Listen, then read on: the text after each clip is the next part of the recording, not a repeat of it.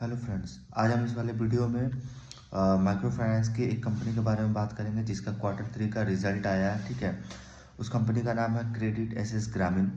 Credit assess ग्रामीण का जो रिजल्ट आया Q3 का, वो देखो तो काफ़ी अच्छा रिजल्ट आया, क्योंकि इसमें मैनेजमेंट ने पहले से ही बता दिया था कि इस बार जो Q3 का जो नंबर होगा वो माइक्रो फाइनेंस के लिए जो है वो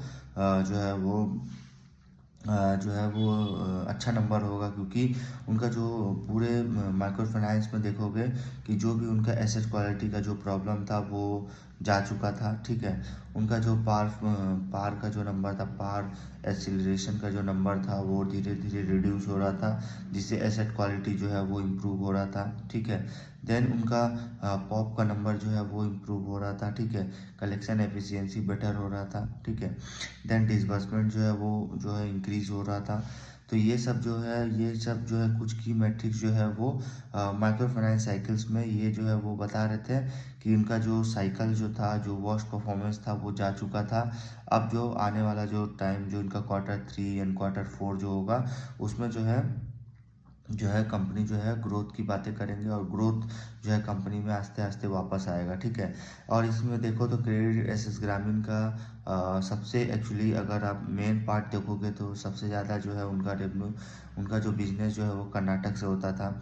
और कर्नाटक में देखो तो कर्नाटक ही जो है इस बार का सबसे बेस्ट परफॉर्मिंग जो है वो स्टेट बना। ठीक है, और इस बार का सबसे बेस्ट परफॉर्मिंग जो है वहीं से हुआ है। और इस सारा स्टेट आप देखो, महाराष्ट्र देख लो, कर्नाटक देख लो, क्या नाम है, मध्य प्रदेश देख लो। ठीक है, तो इन सारे स्टेट से देखो तो सारा स्टेट जो है अच्छा परफॉर्मेंस किया। ठीक है, तो इसमें अगर आप देखोगे तो एसेट क्वालिटी जो है वो नॉर्मलाइजेशन हुआ।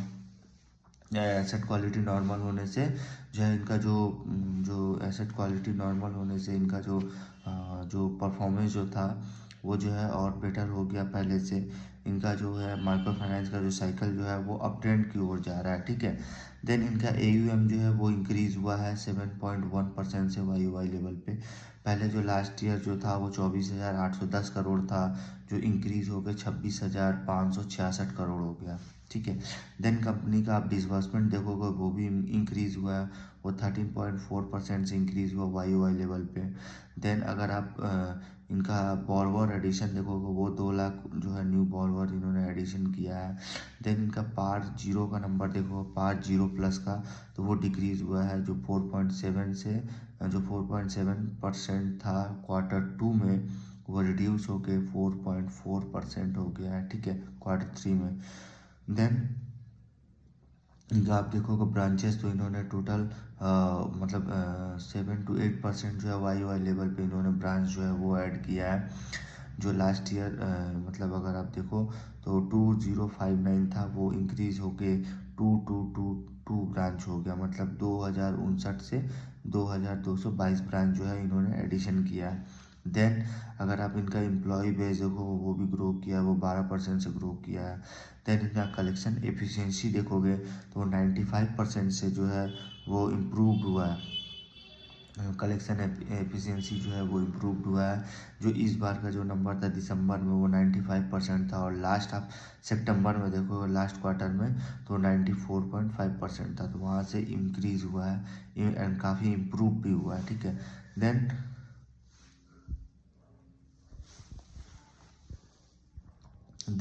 इनका रिटेल फाइनेंस, हाँ, जो इनका रिटेल फाइनेंस वाला जो पोर्टफोलियो था वो देखोगे तो आई थिंक रिटेल फाइनेंस जो है वो 14% से जो है वो इंक्रीज हुआ है, क्योंकि अगर आप देखोगे तो दिसंबर में जो है वो 14% था, एंड सितंबर में जो है वो 11% था retail finance portfolio.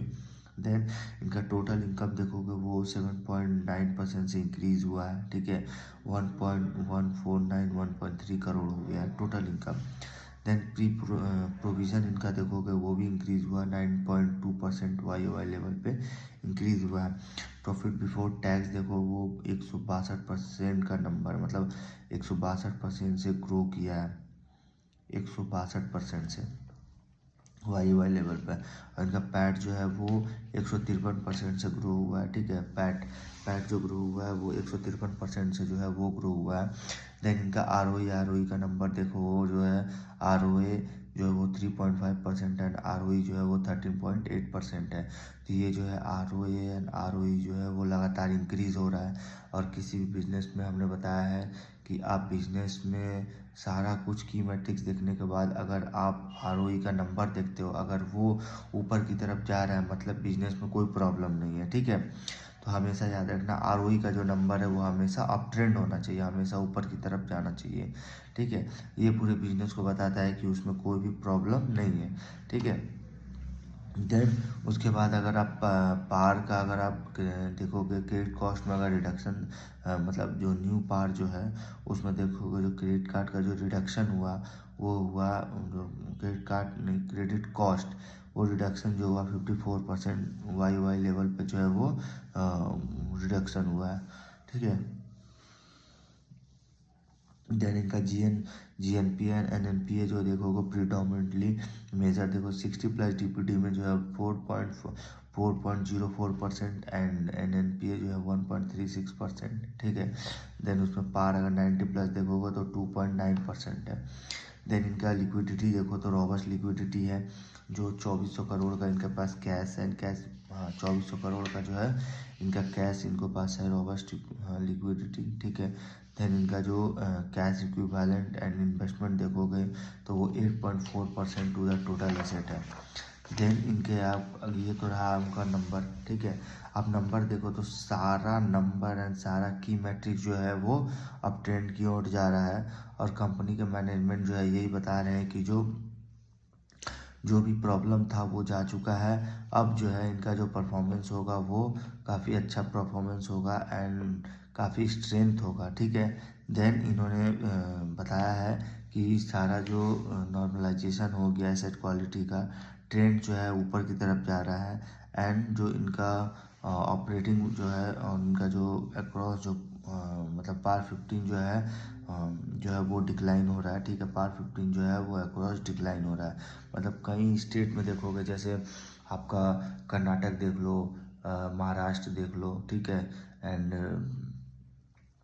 Madhya Pradesh देख लो, यूपी बिहार देख लो, ये सारे स्टेट में देखो तो इनका जो पार 15 का जो नंबर है वो रिड्यूस हुआ है।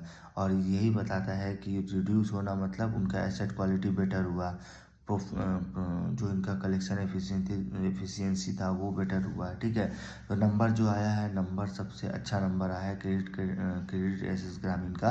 देन इनका अगर आप परफॉर्मेंस देखो सब बहुत अच्छा परफॉर्मेंस है, क्योंकि क्वार्टर एंड क्वार्टर एक्चुअली इनका देखो रिजल्ट आप वाई लेवल पे नहीं देख सकते हो, क्योंकि ये सब जो है इसमें जो है इस साइकिल में जो है वो प्रॉब्लम चल रहा था।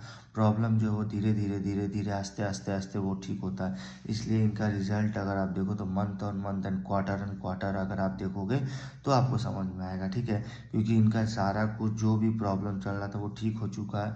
जो प्रॉब्लम जो है इनका एसेट क्वालिटी वगैरह का जो भी था वो जो है वो जा चुका है। अब जो है कंपनी ग्रोथ की बातें कर रही है, ठीक है। तो एक देखो तो ये जो इनका परफॉर्मेंस था Q3 एंड Q4 वो सबसे बेस्ट होगा, क्योंकि इनका पैट वगैरह देखो तो वो लगातार ग्रो किया है, ठीक है। सारा कुछ इनका की मैट्रिक जो है वो ग्रो किया है, ठीक है। ये कंपनी में जो है अगर देखो तो ये कंपनी का जो Q3 का रिजल्ट है वो अच्छा रिजल्ट है, अच्छे रिजल्ट है। बट अभी जो है मार्केट काफ़ी वोलाटाइल है एंड काफ़ी वोलेटिलिटी है। अगर स्टॉक्स देखो तो बहुत गिर रहे हैं, डेली 1.5-2-3% जो है वो स्टॉक्स गिर रहे हैं। बट अगर आप निफ्टी 50 देखो तो वो जो है नहीं गिर रहा है, बट इनके जो भी स्टॉक्स है जो स्मॉल कैप है वो काफ़ी जो है वो जो है गिर रहे हैं, ठीक है। उस वजह से देखो क्रेडिट एसेस ग्रामीण का जो नंबर है काफ़ी अच्छा नंबर आया है एंड काफ़ी इम्प्रेसिव नंबर आया है, ठीक है। इनका सारा की metric disbursement pop GNPA NPA NNPA disbursement AUM सारा कुछ जो है ये ग्रो किया है।